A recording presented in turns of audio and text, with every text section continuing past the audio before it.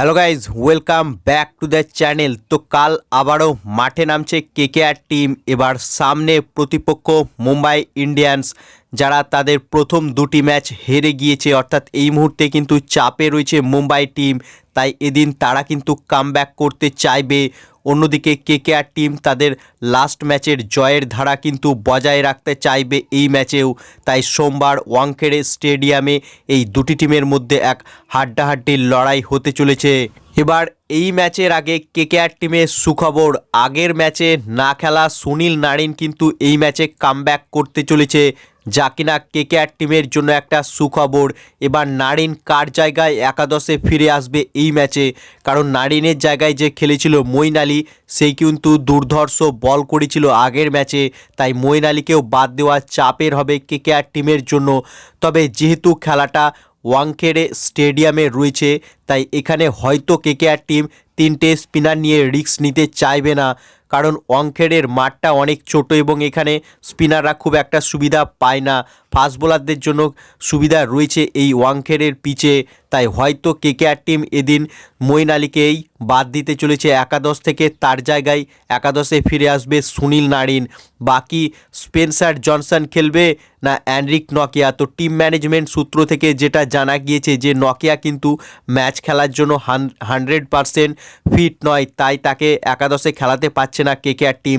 এবার Spencer Johnson সে দুটো match খেলেছে, দুটো ম্যাচেই খুব একটা আহামরি প্রদর্শন করতে পারেনি এই স্পেন্সার জনসন।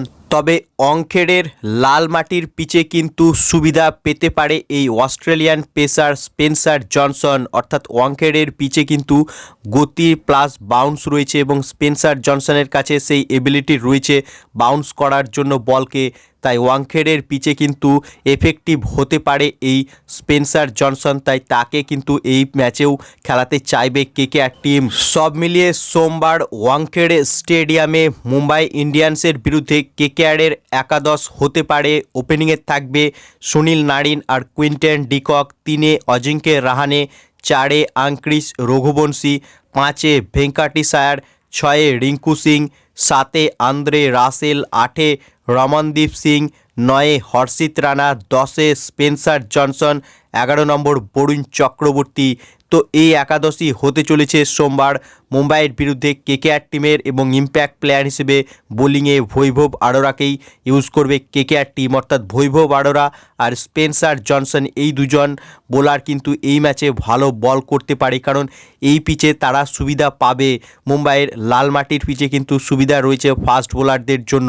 তাই সম্ভবত এই প্লেইং 11 নিয়েই সোমবার মুম্বাই ইন্ডিয়ান্সের বিরুদ্ধে মাঠে নামতে চলেছে কেকেআর টিম। তাছাড়া এই ম্যাচে কেকেআর টিমের জন্য আরও একটা ভালো খবর, যে কেকেআরের ক্যাপ্টেন অজিঙ্ক্য রাহানে, তার কিন্তু এটা হোম গ্রাউন্ড, অর্থাৎ ওয়াংখেড়ে স্টেডিয়ামে খেলেই বড় হয়েছে রাহানে এবং এই গ্রাউন্ডটাকে ভালোভাবে সে চেনে। তাই এদিন মুম্বাইয়ের বিরুদ্ধে কেকেআরের ক্যাপ্টেন রাহানে কিন্তু সেই সুবিধাটা নিতে পারে এবং কেকেআরকে তাদের দ্বিতীয় জয় এনে দিতে পারে এবছর আইপিএলে। অন্যদিকে মুম্বাই ইন্ডিয়ান্স তারা কিন্তু পরপর দুটি ম্যাচ হেরে বেশ চাপে রয়েছে। তাই এদিন বেশ ইন্টারেস্টিং হতে চলেছে এই দুটি টিমের মধ্যে ম্যাচ।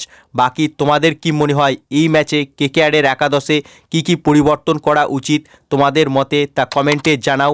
এবং কেকেআরের ফ্যান হয়ে এই ম্যাচেও কেকেআরকে জিততে দেখতে চাইলে ভিডিওটিকে করো লাইক, এবং আইপিএল ও কেকেআর সম্বন্ধে আরও আপডেট পাওয়ার জন্য চ্যানেলকে করো সাবস্ক্রাইব। ধন্যবাদ।